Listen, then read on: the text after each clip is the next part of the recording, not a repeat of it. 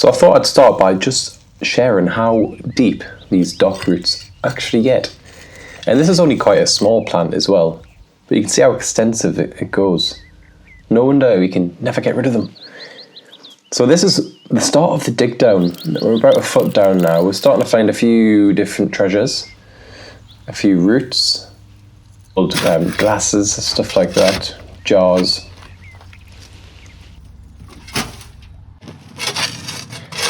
And of course we're finding the classic allotment find, which is what I think is asbestos. Not good.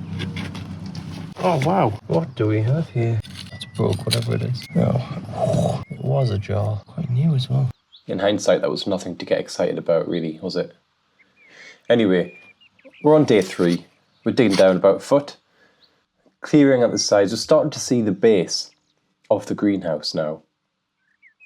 Now, as I'm doing this voiceover in the future, I actually know now that that base is going to be incredibly useful for digging down and creating this warmth underneath.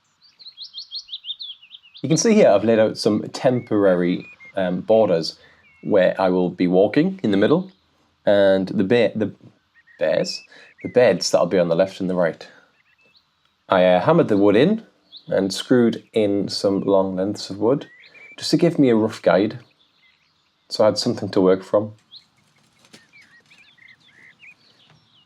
And we keep on finding treasures. This is a brick, and we're a little bit further than a foot down now. I'm trying to work out the history at this point. What is here? I've heard rumours of it being an old tip site when they made a local town nearby and scraped it all back and poured it all on this allotment site, which was then created in the 50s. Hey. So you can see I've left in the paving slab there just so I can step down into this colossal dig now. And I'm starting to wonder where to put all this soil. Now, Newcastle itself was predominantly a city made from coal. That's what our jobs were back in the day. So I've been finding a lot of that, and I've just been collecting it. Just because. It's a bit of history. HMO. I don't actually think you're allowed to use it now. I think it is illegal in the city. The dig continues. It's actually really helpful having those wooden sides now. Got a guide, I know what I'm doing, instead of just aimlessly digging. This looks like a bit of red glass that I found, probably from an old jar. Now, at this point, I still don't know what's in my head. I just know I need to dig down, and I'll just keep digging until it feels right. Yeah, like I said, if it didn't work, I'm just going to use it for height and maybe do some vertical planting like strawberries coming out the sides and make the most of my growing space.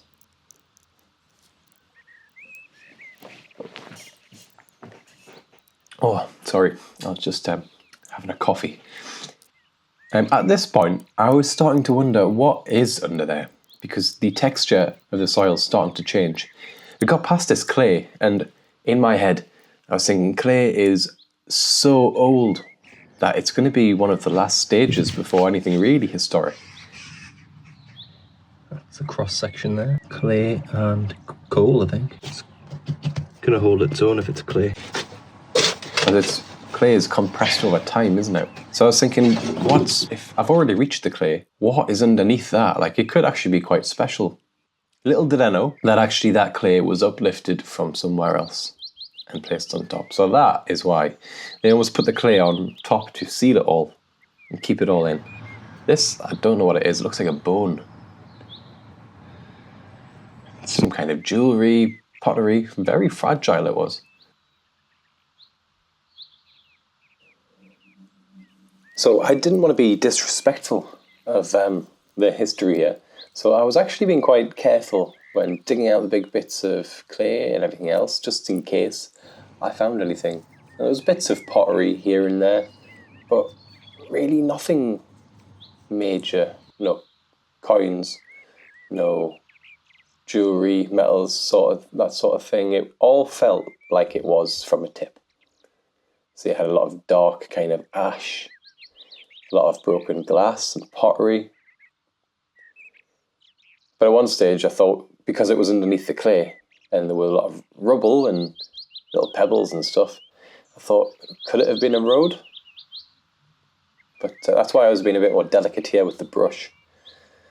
I think I soon realised that actually no, further underneath was just more stuff.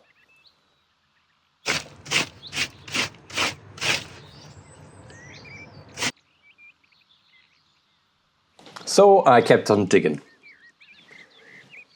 And we're coming up to my favourite find, actually, of the whole dig process. I was digging out the clay in big chunks this time, bigger chunks. Because I think I knew what I was messing with now. It's just a tip site.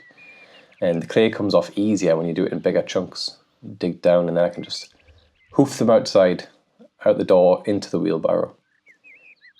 But I was still checking and found this, which is very exciting, as a lot of people like to find these bottle stoppers. They used to use these in the top of the bottles, early 1900s perhaps. And I couldn't wait to find out a little bit more about it.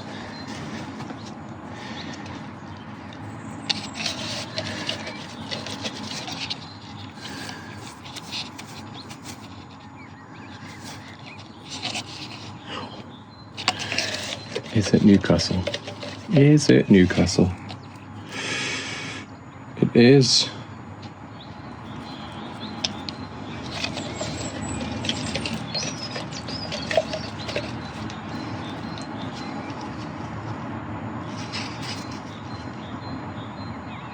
Is it? It's Emerson Bros, maybe? So the Emerson Bros, also known as Robert Emerson and Sons, own Burton Brewery, 56 Sandyford Road in Newcastle upon Tyne. Emerson Bros. I think so. Founded in 1869 at the Flying Horse Brewery, Groat Market. And they got the brewery in 1877. So brewing ceased in 1906. So that's the kind of time we are dealing with here. Now apparently these bottles had a man on a penny farthing as the logo, but I don't think I'll find one of those.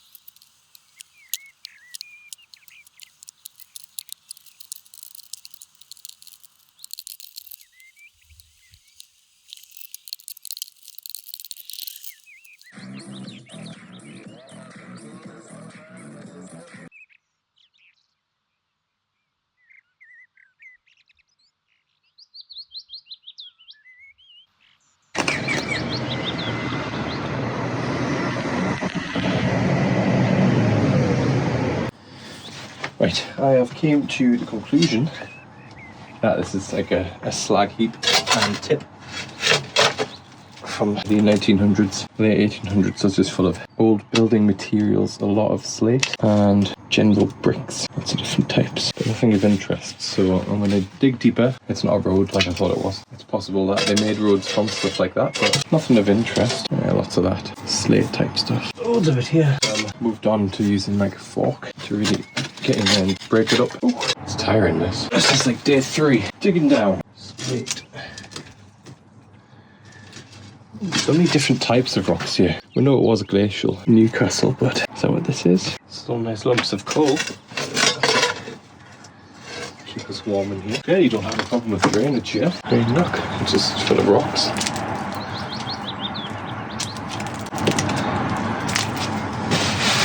Take a